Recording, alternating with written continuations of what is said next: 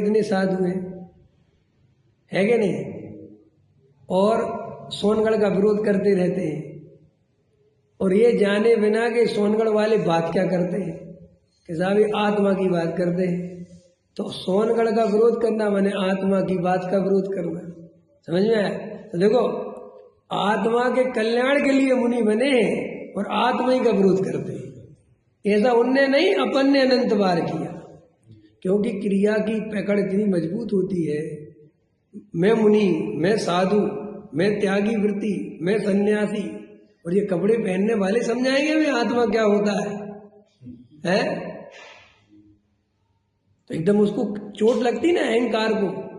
देखो, किसी साधु को कोई सम्मान नहीं मिल पाया तो देखो एकदम लड़ाई झगड़ा करने लगता है।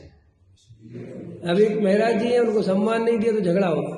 अरे ठीक है, अगर आपको सम्मान नहीं दिया, मैं तो कहता हूं, तो साधु को तो समता भाव चाहिए। कोई समाज सम्मान दे ही दे, ऐसा क्यों जरूरी है? नहीं दिया, एक आध बात ऐसे ही सही, नहीं मिला आपको सम्मान, क्या समझते हो? तो आपको समता, मुनिराज तो वही है ना कि कोई तलवार का वार भी करे, वो कोई अर्घा उतारन असी प्रहारन, दोनों में समता धरन, है ना। कि भाई मुनिराज को तो कोई अर्घा उतारे और कोई असी प्रहार करे तो भी वे समता भाव धारण करते हैं। समझ में, यही मुनिराज का स्वरूप है। ऐसे ही किसी ने आपको अगर नमस्कार नहीं किया है, जो भी आपका है यथायोग आपको तो क्या फर्क पड़ता है? मुनिराज को तो गाली भी देवे तो भी मुनिराज उसकी जवाब ना देवे, वो मुनिराज सच्चे मुनिराज है ना।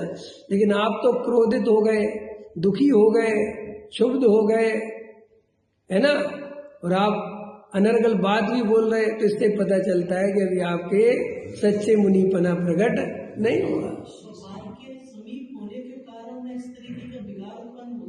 विकार उत्पन्न होते ही नहीं। इससे पता चला कि आप स्वभाव के समीप स्थित नहीं है।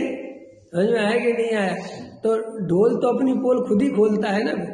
तो अपन किसकी गलती है, प्रश्न ये नहीं है।